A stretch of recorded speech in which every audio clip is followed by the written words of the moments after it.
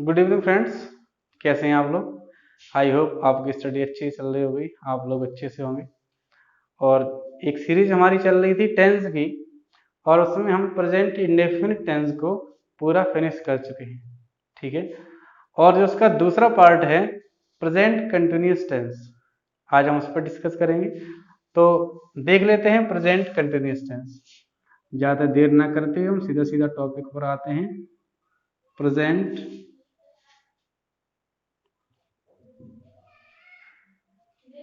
Continuous tense, present continuous tense. तो ये tense है क्या, क्या पहचान है इसकी, कैसे बनाएंगे इसको, तो वही हम लोग इस पर चर्चा करेंगे अभी। तो ऐसा ऐसा टेंस जिसमें कोई कार्य कंटिन्यू है, यानी जो वर्क हो रहा है, जो एक्शन हो रहा है वो अभी भी हो रहा है, ऐसा प्रतीत हो, तब हमारा प्रेजेंट कंटिन्यूअस टेंस होता है। पहचान कैसे करेंगे, तो पहचान हम करेंगे इसकी कैसे, जिन हिंदी वाक्यों की वर्ब के अंत में जिन हिंदी वाक्यों की वर्ब के अंत में रहा है, कॉमा रही है, कॉमा रहे हैं या रहा हूं आदि शब्द आते हैं, उन्हें हम प्रेजेंट कंटिन्यूअस टेंस कहते हैं। ठीक है, कैसे, जिन हिंदी वाक्यों की वर्ब के अंत में, आप इस चीज का विशेष ध्यान रखेंगे, वर्ब के अंत में रहा है, रही है, रहे हैं, रहा हूं, इनमें से अगर कोई सा भी वर्ड आता है, तथा तथा जो कार्य हो रहा है, जो वर्क हो रहा है, जो एक्शन हो रहा है, उसका होना चाहिए कॉन्टिन्यू। ठीक है, जो वर्क है वो होना चाहिए कंटिन्यू, यानी जो उसमें एक्शन हो रहा है वो अभी भी होता रहे, ऐसा प्रतीत होना चाहिए। ठीक है, तो एक तो पहचान हुई आपकी ये सिंपल वाली जो आपने पढ़ी हुई अब तक वो। और जैसा कि मैंने आपको पहले बता दिया था, अगर आप इस सीरीज से जुड़े रहेंगे तो आपको बहुत सारी नई नई चीजें मिलेंगी। तो दूसरी एक एडवांस में, मैं इसे एडवांस कहूंगा, एडवांस में एक नॉलेज आपको और देना चाहूंगा कि एक कंडीशन ऐसी और है, जब प्रेजेंट कंटिन्यूस टेंस होता है या कोई सा भी कंटिन्यूस टेंस होता है, कैसे समझिए, कोई सब्जेक्ट है, मान लीजिए कोई चीज है, और उसकी हमें बतानी है अवस्थाएं। क्या बतानी है, अवस्थाएं। तो अवस्थाएं हम, जो हमारी मुख्यतः अवस्थाएं होती हैं वो तीन होती हैं, या तो वो खड़ा होगा, या वो बैठा होगा, या फिर वो लेटा होगा। सपोज दैट आप हैं या मैं हैं, अगर हमें अपनी या आपकी अवस्था बतानी हो तो आपको हम कैसे क्लासिफाई करेंगे, या तो आप बैठे होंगे, या आप खड़े होंगे, और या आप लेटे होंगे, तीन में से एक ही काम हो सकता है कोई सा। तो अगर ऐसी कोई अवस्थाएं बतानी है हमें किसी सब्जेक्ट, किसी नाउन की, प्रोनाउन की, तब भी हम प्रेजेंट कंटिन्यूअस टेंस का यूज करते हैं, और इसमें भी जिस एक्शन की बात होती है उस एक्शन की कंटिन्यूइंग जो होती है वो पाई जाती है। कैसे, अगर या तो रहा है, रही है, रहे हैं, रहा हूं, ये होना चाहिए, या फिर होना चाहिए लेटा हुआ है, लेटा हुआ है, या खड़ा हुआ है, या बैठा हुआ है। ठीक है, लेटा हुआ है, खड़ा हुआ है, या बैठा हुआ है, ऐसे होना चाहिए। अगर लड़का है तो लड़का है तो लेटा हुआ है, खड़ा हुआ है, या बैठा हुआ है। लड़की है तो खड़ी हुई है, बैठी हुई है, या लेटी हुई है। ठीक है, और अगर कोई जो सब्जेक्ट हमारा, अगर नाम जो है वो प्लूरल है या प्रोनाउन प्लूरल वाला है, तो खड़े हुए हैं, लेटे हुए हैं, या बैठे हुए हैं, ऐसा आना चाहिए। ठीक है, अब एक चीज और आ सकती है, पड़ा हुआ है या पड़ी हुई है, पड़ा हुआ है। अब इसका क्या मतलब होता है, पड़ा हुआ है पड़ा हुआ है या लेटा हुआ है, दोनों एक ही चीज होती है। चाहे तो कह लो कि लेटे हैं, चाहे कह लो पड़े हैं। अब अगर हम जीवित हैं, जो चीज लिविंग होती है, उसके लिए हम लगाते हैं लेटे हुए हैं, और जो चीज नॉन लिविंग होती है उसके लिए लगाते हैं हम पड़े हुए हैं। जैसे बच्चा सो रहा है, बच्चा लेटा हुआ है। तो जब बच्चा लेटा है तो हमने क्या लगा दिया कि बच्चा लेटा हुआ है, यानी बच्चा लिविंग है, जीवित है, तो लगा दिया लेटा हुआ है। और जैसे बुक्स हैं, तो बुक्स थोड़ी ना लेटेंगी, बुक्स तो पड़ी हुई कहीं, तो बुक्स पड़ी हुई हैं, मेज पड़ी हुई है, कुर्सी पड़ी हुई है, तो ये सब नॉन लिविंग हैं, तो इनके लिए हम लगाएंगे पड़ी हुई है। ठीक है, तो इस डेफिनेशन को, जो इसकी जो पहचान है, इसको आप थोड़ा सा अच्छे से ध्यान में रखिए, ये चीज आपके लिए नहीं हो सकती है। तो आप चाहें तो इसे उतार लीजिए, चाहे तो स्क्रीनशॉट लीजिए, फिर मैं आगे की जो प्रोसेस है उसे स्टार्ट करूँ। तो पहचान आपकी हो गई। पहचानना कैसे है? जिन हिंदी वाक्यों की वर्ग के अंत में रहा है, रही है, रहे हैं, रहा हूं, या खड़ा हुआ है, खड़ी हुई है, बैठी हुई है, लेटी हुई है, लेटा हुआ है, लेटे हुए हैं, खड़े हुए हैं, बैठे हुए हैं, अगर ऐसा कोई शब्द आता है तो वो सेंटेंस आपका प्रेजेंट कॉन्टिन्यूअस टेंस होगा। ठीक है, अब बनाना कैसे है? बनाने का बिल्कुल सिंपल सा फंडा है। जैसे पहले हम लिख लेते हैं इसका फॉर्मूला। फॉर्मूला कैसे? सबसे पहले आपको लगाना है सब्जेक्ट, ठीक है, और सब्जेक्ट के बाद में आपको लगानी है हेल्पिंग वर्ब। क्या लगानी है? Helping verb. और हेल्पिंग वर्ब इसमें होती है तीन, इज, एम और आर। यानी इन तीनों में से आपको कोई किसी भी एक चीज को लगाना है। अगर आपका सब्जेक्ट सिंगुलर है तो इच लगाना है, प्लूरल है तो आर लगाना है, और अगर आपका सब्जेक्ट आई है तो आई के साथ केवल एम लगाना है।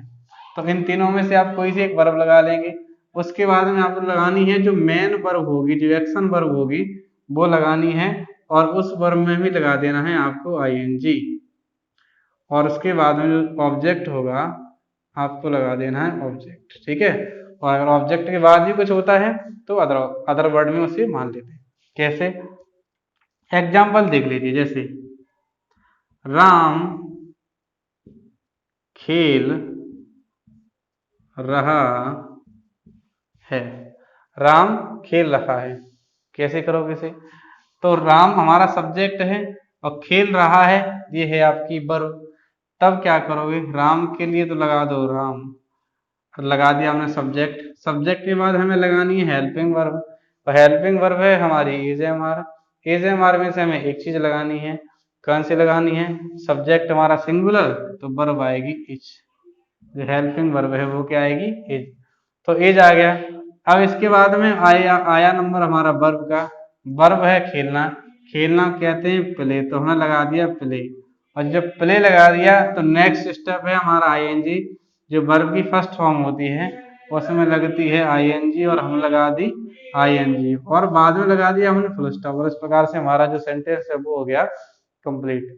तो अगर सब्जेक्ट है हमारा सिंगुलर तो इज, सब्जेक्ट है प्लूरल तो आर, और सब्जेक्ट अगर हमारा है मैं तो मैं के साथ में लगाना है हमें एम।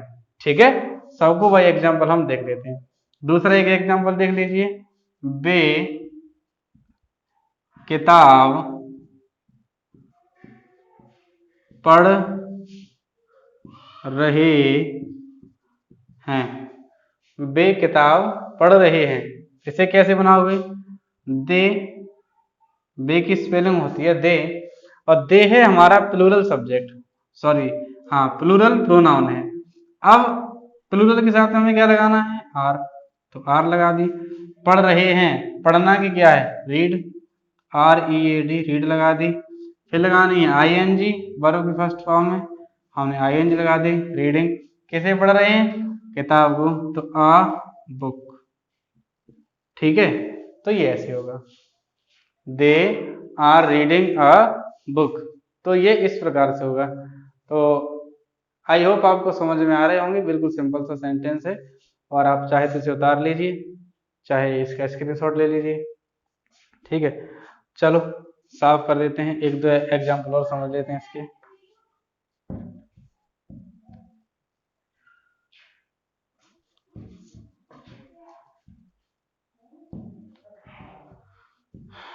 एक दो एग्जाम्पल और देख लीजिए, जैसे मैं पत्र लिख रहा हूँ, मैं पत्र लिख रहा हूँ। तो सब्जेक्ट क्या है इसमें? सब्जेक्ट है मैं, लिखना है वर्ब, और पत्र है हमारा ऑब्जेक्ट। कैसे करेंगे? मैं को कहते हैं आई के साथ तो लगाना एम, हेल्पिंग वर्ब हमने एम लगा दी। अब मेन वर्ब है राइट, लिखना, तो राइट लगा दिया, WRITE। अब इसमें हमें लगानी है ING। तो एक चीज आप ध्यान रखिए हमेशा कि जब हम ING लगाते हैं तो जो लास्ट में ई लगी होती है उस ई को हटा देते हैं और ING लगा देते हैं। ठीक है, तो हमने लगा दी ING। तो I am writing a letter, जो ऑब्जेक्ट है वो हमने लगा दिया ऑब्जेक्ट अ लेटर। तो ऐसे करना, ठीक है। तो बहुत कुछ ज़्यादा समझाने की इसमें ज़रूरत नहीं है। अब जो दूसरा टाइप है इसी का, जो दूसरी डेफिनेशन है उसके माध्यम से देख लीजिए, उसके भी दो चार एग्जाम्पल देख लीजिए, फिर आगे चलेंगे, ठीक है। चलिए देख लेते हैं। जैसे दूसरा है आपका राम यहाँ बैठा हुआ है, राम यहाँ बैठा हुआ है। अब इसे करना है, इसे कैसे करोगे? अब गौर से करोगे तो यहाँ देखोगे राम यहाँ बैठा हुआ है, यानी जो इसमें काम हो रहा है बैठने का हो रहा है, और ये कुछ समय से होता चला आ रहा है और अभी भी हो रहा है, यानी वो अभी भी बैठा ही हुआ है, कंटिन्यू है ये। और कंटिन्यू है तो आपका कंटिन्यूअस टेंस है, तो राम के लिए लगा दो राम, और राम है सिंगुलर तो सिंगुलर के लिए लग जाएगा इज, तो लगा दिया हमने इज। अब बैठना की होती है सिट, तो सिट की ING सिटिंग हो जाएगा, ठीक है। तो राम इज सिटिंग हियर, आपका सेंटेंस कंप्लीट है, ठीक है। पक्षी पेड़ पर बैठे हुए हैं, पक्षी पेड़ पर बैठे हुए हैं। तो पक्षियों के लिए लगा दो द वर्ड्स। अब ये हो गया प्लूरल, सब्जेक्ट आपका हो गया प्लूरल। अब प्लूरल के साथ में लगेगा आर, तो हमने लगा दिया आर यहाँ पर, लो जी आर हो गया। तो द वर्ड्स आर, बैठना की सिटिंग, बैठना की सिटिंग, कहाँ बैठे हुए हैं? पेड़ पर, ऑन द ट्री, या कर दो ऑन अ ट्री, ऐसे कर दीजिए, ठीक है। तो आप किसी भी तरीके से कर सकते हैं। चलिए इनको साफ कर देते हैं, फिर और आगे देख लेते हैं। एक चीज को और हम यहाँ पे स्पष्ट कर दें कि इज किसके साथ में लगेगा, एम किसके साथ में लगेगा, आर किसके साथ में लगेगा, एक चार्ट के माध्यम से समझा दे रहे हैं, छोटे छोटे बच्चों के लिए आसान रहेगा, ठीक है। मैंने आपको पहले बताया चाहे बच्चा छोटा हो चाहे बड़ा हो, इस वीडियो में सबको मिलेगा, ठीक है। तो अगर सब्जेक्ट हो आपका मैं मीन्स होता है आई, और आई के संग लगेगा एम, ठीक है। आप एक तो इतना समझ लीजिए कि आई मीन्स होता है मैं, और मैं के संग लगेगा एम। दूसरा अब आपका है बी, बी मीन्स ऐसे लिखिए, अगर लिखा हो हम तो हमको कहते हैं वी, ठीक है। अगर लिखा हो आपका यू, यू को कहते हैं तुम। अगर आपका लिखा हो दे तो दे को कहते हैं बे, और इन तीनों के साथ में आपका लगेगा आर। क्या लगेगा? आर। अगर लिखा है आपका, इसे भी एक अलग चार्ट में बंद कर लीजिए जिससे कि आपको कोई कंफ्यूजन ना हो। अगला है आपका, अच्छा याक भी से हो गया, चलो कोई नहीं, वैसे तो एक ही बात है, लेकिन हम फिर भी यहाँ पर आपका लिख दे रहे हैं, वो आदत पड़ी है पहले से ही, यू दे, वे और तुम। अगला देख लीजिए आपका, अगला है वो है और वो है या यह है। ठीक है, इन तीनों का मतलब, इसका मतलब ही, इसका मतलब सी, और इसका मतलब इट। और अगर किसी का हो नाम, हाथ ज़्यादा नीचे जा रहा है, यहीं कर लीजिए प्लस में, अगर किसी का दिया हो एक नाम, सिंगुलर नाम, ठीक है, तो आपका आएगा इच।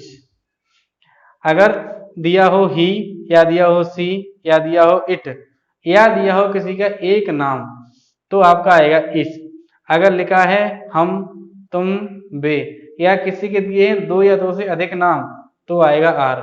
और अगर आपका दिया है सब्जेक्ट मैं, तो मैं के साथ केवल आएगा एम। ठीक है, तो इस चीज को आप एक बार नोट कर लीजिए, ये आपके लिए बहुत ही हेल्पफुल रहेगी, आप भूलेंगे नहीं, तो इससे कोई कंफ्यूजन नहीं होगा। तो सबसे पहले इनमें से कोई सा एक सब्जेक्ट रखिए, और यहीं देख लीजिए वर्ब कि किसके साथ में कौन सी वर्ब लगी है, वो हेल्पिंग वर्ब रख लीजिए।